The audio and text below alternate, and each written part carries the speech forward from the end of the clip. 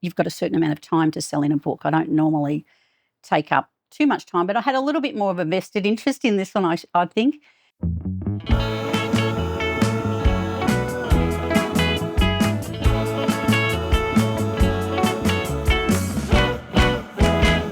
Hello, my name is Mandy Wildsmith. I'm the author of a new hardback picture book called A Present for Junket. It is currently out now in March and published by Hardie Grant Children's Publishing.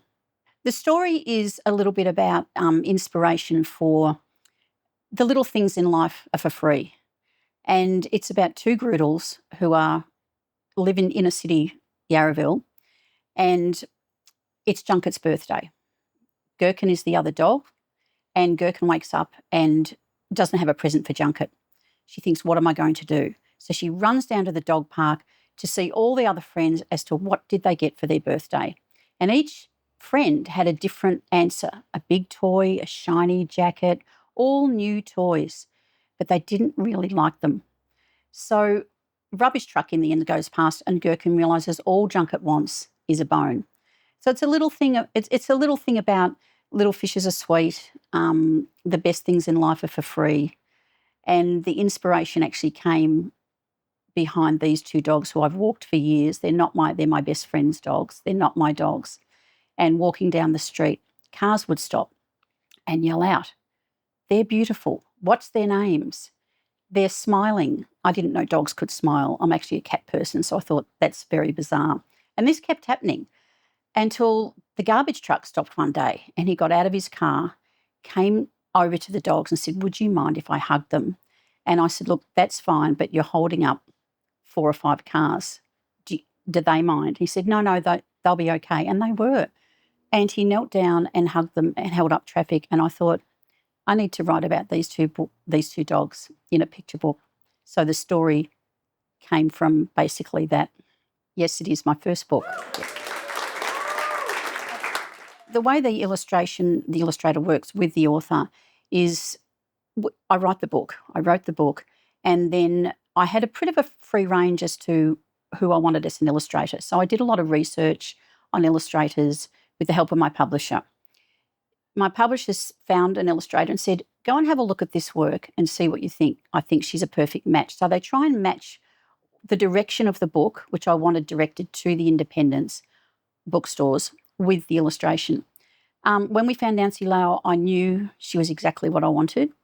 And she's very detailed. She's a watercolour artist. She's exactly what I wanted for this book. And her level of detail was incredible. So that's how it happened. And she came over to Yarraville, took a lot of photos of the dogs. She illustrates a lot of cats, so she really wanted to get the dog right. And she took photos of the village. She took photos of the house where they live.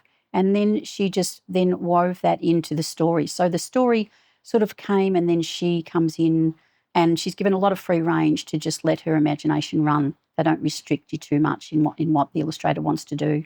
It's an incredible process. The editor does that.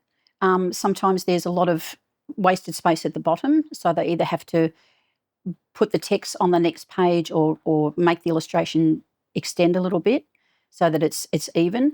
The text actually also has to make sense with the illustration. The child is very smart. You can't have something that doesn't match the illustration. With Nancy, because she does a lot of cat illustrations, at the start she illustrated the dogs a little bit too small. So we just said, can you plump up, the Groodles are big, can you just plump them up, make them a little bit more fluffy, which she did. All the other dogs, I named them, but she completely made up their breed. They don't exist. They're fictitious.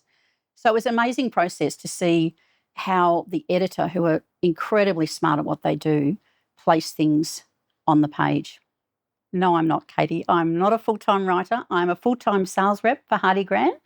This is a love of writing and probably a love of independent bookstores, I would say, as well. Selling my book into the book trade was quite a challenge at the start. I know everyone very well. I've known them for years. And every month, I'm roughly selling maybe 200 books into each bookstore. This one was my book.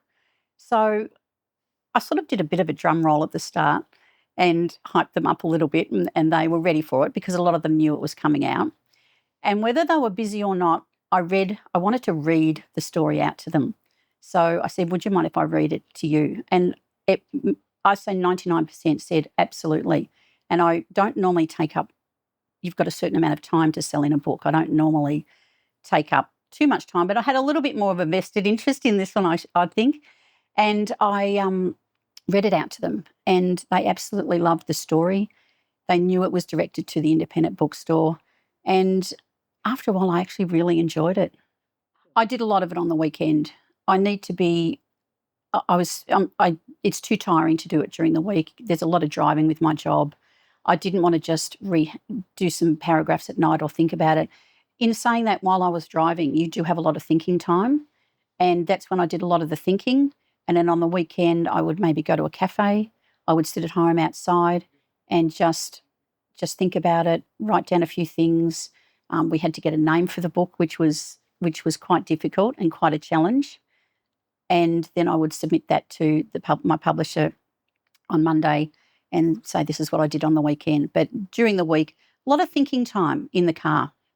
I think the challenges for a picture book is aimed for probably 3+, maybe 3 to 5, depending how advanced they are. And if you don't have that child within the first page, they're off and running. I think with adult fiction, we all have a page count as to whether we'll continue the book, whether we won't. Might be 50 pages, might be 100. A child is not going to give you 24 pages of sitting there and being content. He will, or she, they will run. So you have to have a problem at the start. There has to be some sort of problem to solve. It has to rise to a bit of a crescendo and go up, so the excitement builds, and then you have to solve the problem at the end. You can't just meander along with the same story. They have to get excited. What will happen? What will happen if this doesn't happen, and really create it? So it's quite a challenge. It's harder than I ever thought it would be to write a children's picture book, just because of their level of concentration.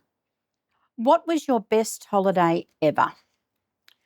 I think one of my best holidays ever would be Fiji, where I went with a very good friend of mine from Sydney, who is actually a sales rep with Hardie Grant, and we had a ball. We've been a couple of times, and it was just so, we didn't take our phones, and it was quite enlightening just to be. And I think I remember writing 30 postcards every morning at breakfast.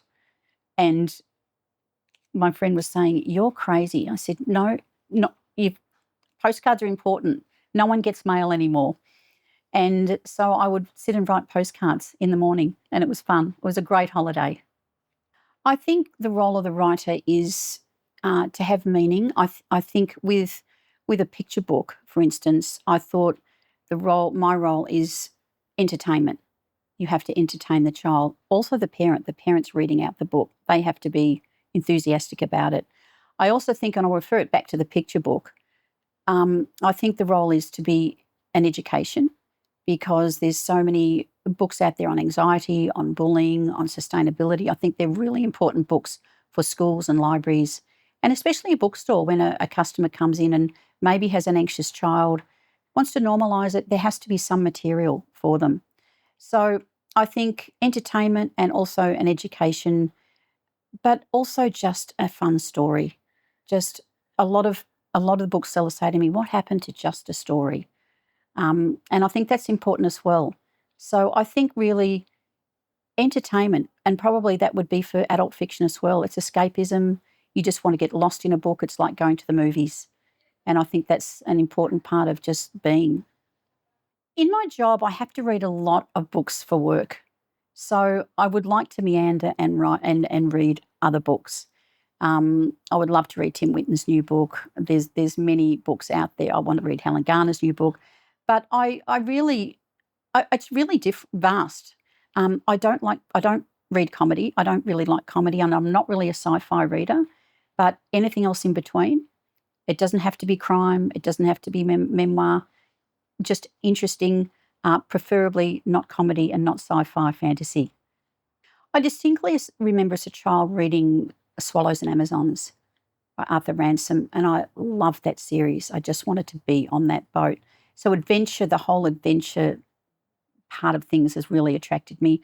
I also remember Ping, the little duck that crossed the Yangtze River and got spanked. I remember those distinctly. I was very young. I don't know whether I thought then I want to be a writer. This came later. But I'll never forget those books that and I don't think we ever forget some of the books that we read when we were young. And they're both those books have been reprinted, so they've stood the test of time, and they're in bookstores now. And in fact, I bought 2 copies not so long ago of Ping and of Swallows and Amazons.